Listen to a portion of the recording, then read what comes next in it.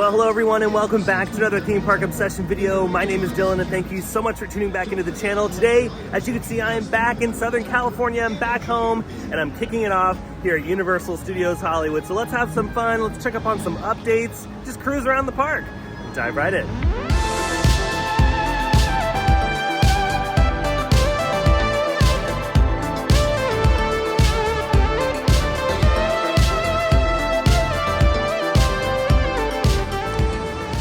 Oh yeah, back home and back at Universal Studios Hollywood. It's weird to be back because it's been so long. It's been another month and a half, pretty much, since I've been here.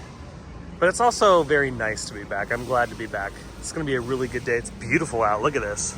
SoCal weather coming in clutch. No more rain. We were going through a lot of rain there for a long time. But it's gonna be a nice sunny afternoon.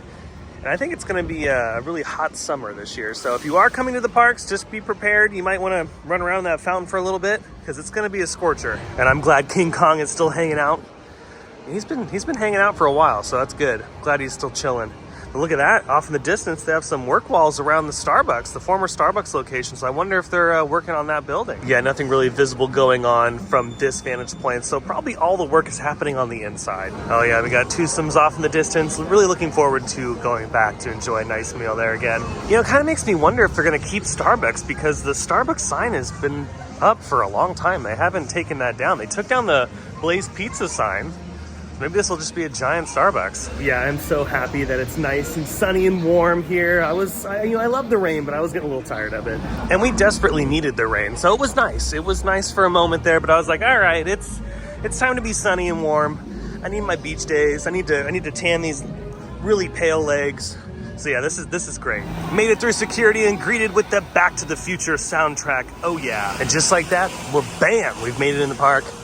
Super easy, not too many people coming into the park today. Spring break is kind of over for a lot of people, so we're in that lull moment right before summer where the park is not too crazy, but I think probably mid-May, that's when things are gonna get a little intense. And you know what, let's just get started on some of the updates because right off the bat, I'm already seeing some excitement over here in the plaza. Yeah, my goodness, look at all of this. They have removed the fountain infrastructure that was in the middle of this and have replaced it with some beautiful tile work, so that's nice. And to be completely honest, a tile arrangement with no fountain infrastructure does make some sense because really, how often do they turn the fountains on? I don't remember the last time that I did see the fountains on in the plaza. It's been so long because they use the plaza for a bunch of different events throughout the year. They do the Lunar New Year thing here. They do some character stuff throughout the year in the plaza. They do the the grad bashes during the summer, and then for Halloween Horror Nights they do the Dia de los Muertos bar like setup over here. So yeah, it makes sense. Like, why not let's get rid of the fountains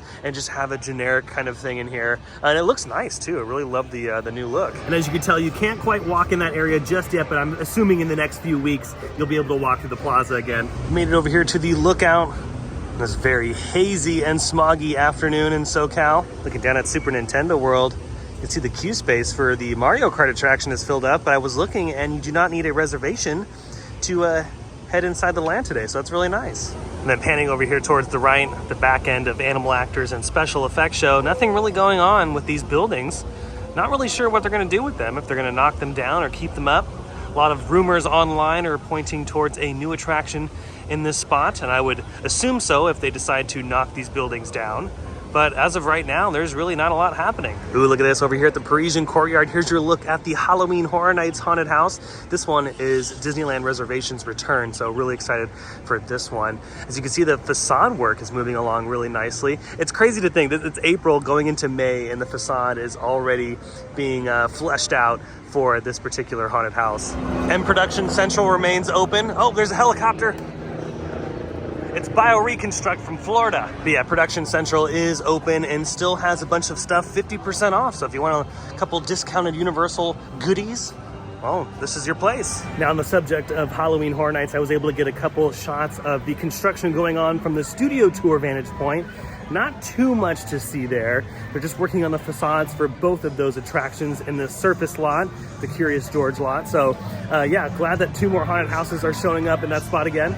And that's working out to be a really good location for Halloween Horror Nights. Remember that one year they did the tram loading area? They had these like giant platforms and they put 2 haunted houses on those platforms. That was when they had us and Pandora's Box in that location. But since then they've done the surface lot at Curious George, and I think it's working out pretty well for them. And so yeah, this year another 2 haunted houses are in those spots. One of them is rumored to be Waterworld in reverse, and the other one I'm hearing is rumored to be oh no, the dragon is on fire. But now that we're done with that, let's work our way downstairs towards Super Nintendo World. Made it down one of the 45 escalators, and again, there's a good look at the haunted house being built behind the Transformers and soundstage over there. Again, don't know what that one is going to be. It's all a big mystery. And by the way, that haunted house that's behind that soundstage got another really good look from the studio tour as well. Again, just a lot of facade work. They've finished the general footprint of the haunted house, it seems. And once the outer walls are put up, usually the layout is done.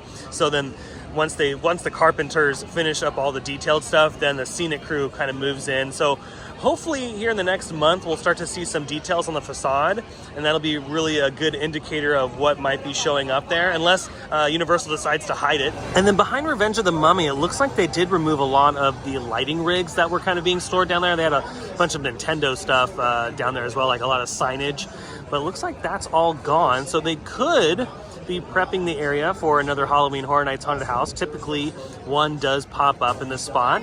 It'd be very crazy not to see one here this year, that is for sure. So I'm assuming once crews are available to put up the tent, they will put up the tent because, yeah, I don't see why they wouldn't want to put a haunted house down here. Oh, it looks like they've swapped out the movie posters, so they're advertising Fast and the Furious 10. Can't believe they've made 10 movies. Really great day to go on Jurassic World, but I'm gonna go ahead and skip it just because the line is a little bit long, rightfully so, because it is hot.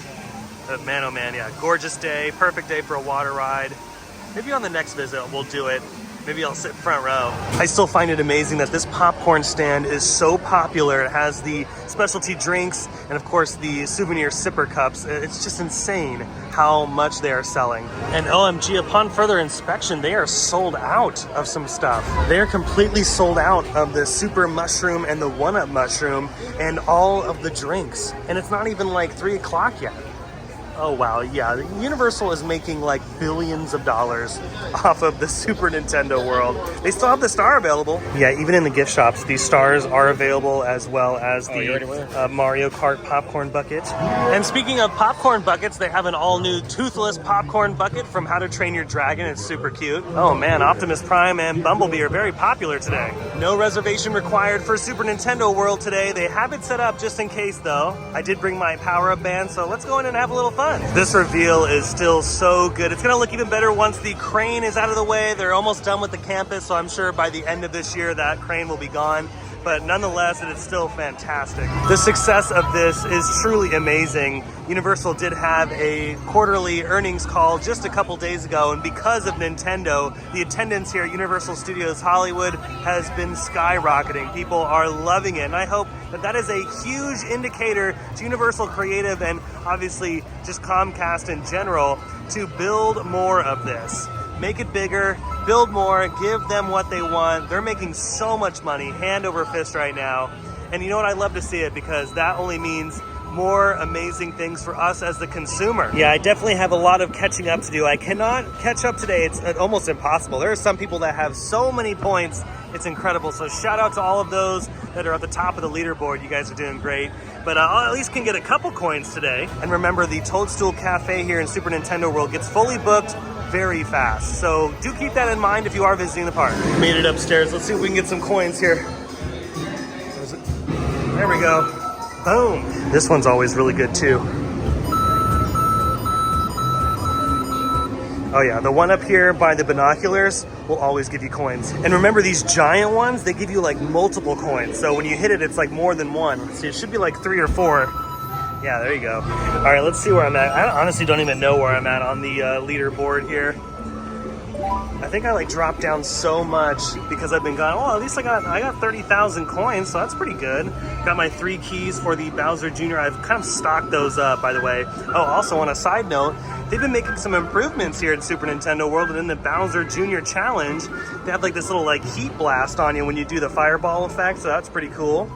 But yeah, got 107 stamps out of 128. And remember, you want to visit Super Nintendo World as much as you can because you do get achievements depending on the time of the year. The success of Super Nintendo World here in the United States and in Japan is truly remarkable. And I mean, we all knew it was going to be a hit, but I don't think anybody had fully realized that it was going to be this much of a hit. I mean, it's just insane how much merchandise they're selling, how much food they're selling, how many people are enjoying the land and having fun with the power-up bands and all of the goodies and all the achievements and stuff. It's just so darn good. It was really well done. Well, that was a ton of fun, but I'm gonna make my way back up to the upper lot. I also did the Mario Kart attraction.